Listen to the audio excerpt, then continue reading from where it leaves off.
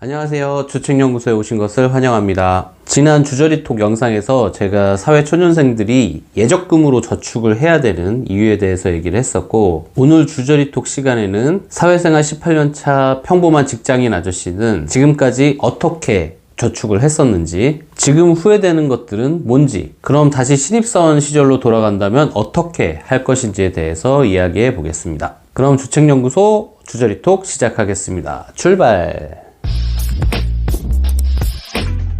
첫 번째 회사를 한 7개월 정도 다니고 동네에 그 친한 선배 회사로 이직을 한번 했었어요. 그 두 번째 회사는 1년 한 3개월, 4개월 정도 다닌 것 같습니다. 아무튼 처음 취업하고 첫 번째 회사, 두 번째 회사가 연봉이 좀 비슷했었던 걸로 기억이 나요. 그때 처음 연봉이 한 3천만 원 정도 됐던 걸로 기억을 합니다. 첫 한 달간은 교육기간이라 뭐 월급이라고 하기에도 민망할 정도의 금액을 받았던 것 같고요. 정식으로 출근한 다음 처음 받은 이 첫 월급은 그냥 다 썼던 것 같아요. 가족들 선물도 사고, 뭐 먹고 싶은 것도 먹고, 뭐 사고 싶은 것도 사고, 이런 식으로 다 썼던 것 같습니다. 그때도 철이 없었는지 이 월급 받으면 어떻게 쓰고 어떻게 저축을 할지 이런 거에 대한 생각이 단 1도 없었는데, 어머니께서 하루는 부르시더니 너도 이제 저축을 해야 되지 않겠냐라고 하시면서 한 달에 150만 원씩 펀드에 넣으라고 하시더라고요.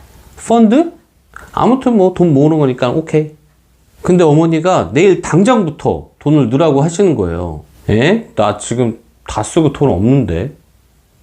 그러니까 어머니께서 그럼 어머니 돈으로 내일 펀드 가입해서 150만 원을 일단 넣어 놓을 테니 월급 받으면 그 돈을 어머니한테 달라고 하시더라고요. 뭐 첫 달은 당장 돈이 없으니 그것도 좋겠다 싶어서 알겠다고 했습니다. 첫 번째, 두 번째 다녔던 회사가 연봉도 비슷하고 월급 주는 방식도 비슷했는데 실수령액이 한 달은 150만 원 정도 주고 다음 달은 300만 원 정도로 번갈아 가면서 주는 방식이었거든요. 300만 원 주는 달은 뭐 150만 원 저축해도 별 문제가 안 되지만 150만 원 받는 달은 150만 원 저축하고 나면 쓸 돈이 없으니까 이 300만 원 받는 달에 저축하고 남는 돈으로 이 2달 동안 용돈을 썼었습니다. 그런데 어떤 달은 이 150 받는 월급 받는 달인데 사고 싶은 거 다 사고 술 마시고 싶은 거 다 마시다 보니까 카드 값으로 다 빠지고 저축할 이 150만 원이 없는 거예요. 어머니, 이번 한 달은 좀 넘어가겠습니다. 엄마 통장에서 자동이체로 빠지니까 알아서 빨리 가져와. 아, 어떡하지? 그래, 결심했어. 현금 서비스를 받는 거야. 지금 생각하면 참 어이없죠. 게다가 한 번이 아니었어요. 월급날 ATM기 가서 현금 서비스 받았던 게 한 대여섯 번은 되는 것 같아요. 저축을 하기 위해서 이자율도 높고 신용도에도 별로 안 좋은 이 현금 서비스를 받는다는 게 지금 생각해보면 참 우픈 일인 것 같습니다. 그리고 방금 전에 말씀드린 이런 방식으로 결혼 전까지 계속 그 방식으로 저축을 했어요. 물론 이 세 번째 회사이자 지금 다니고 있는 회사에서는 연차도 쌓이고 연봉도 오르면서 더 이상 현금 서비스를 받지는 않았습니다.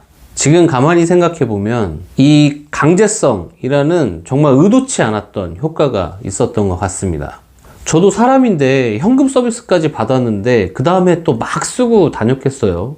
현금 서비스 받아서 어머니한테 드리고 나면 다음 월급 받을 때까지는 그 구멍을 메꾸기 위해서 나름대로 이 절제하고 아끼면서 살았던 기억이 납니다. 지금까지 이 강제성이라는 거에 대해서 얘기하고 싶어서 제 얘기를 좀 장황하게 얘기를 했는데요. 제가 사회 초년생들에게 정말 요즘 시대에 택도 없는 이 예적금을 추천하는 이유가 이 강제성 때문입니다.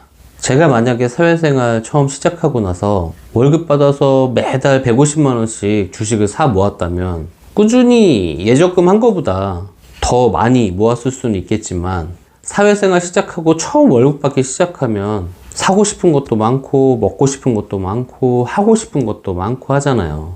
누군가 강제로 관리해주지 않으면 그 유혹을 뿌리치기 힘들 것 같습니다.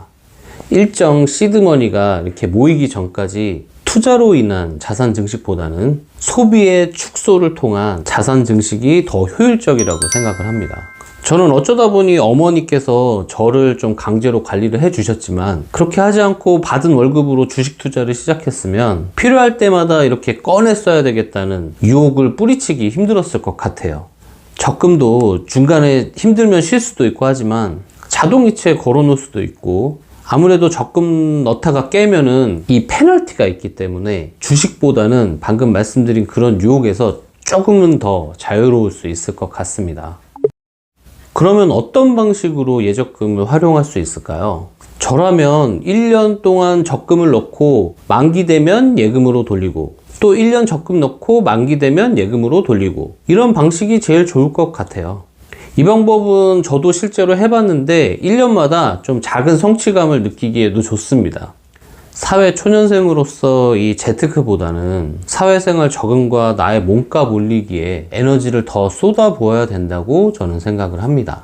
저는 아까 말씀드렸지만 펀드로 저축을 했어요. 그러니까 저는 예적금을 하지는 않았어요. 처음 저축할 당시에 저는 펀드가 뭔지도 몰랐어요. 그런 제가 예적금을 말씀드리는 거는 나에게 이 강제성을 부여하기 위해서는 예적금이 더 적합하지 않을까라는 생각하고 지난 영상에서도 말씀드렸던 투자보다는 나의 가치를 올리는 데 집중하는 게 사회 초년생들에겐 더 유리하다고 생각했기 때문입니다.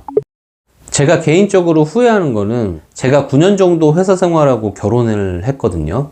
그런데 9년 동안 한 달에 150만 원씩만 펀드에 넣었다는 겁니다. 9년 동안 제가 받는 연봉은 사회 초년생일 때에 비해서 2배 이상 올랐는데 한 달에 저축하는 돈은 제자리에 머물렀다는 사실이 좀 후회가 되고 있습니다. 제가 특별히 욜로족도 아니고 소확행 이런 거에 집착하는 사람도 아니었는데 지금 생각해보면 그 돈 다 어디 갔는지 모르겠어요.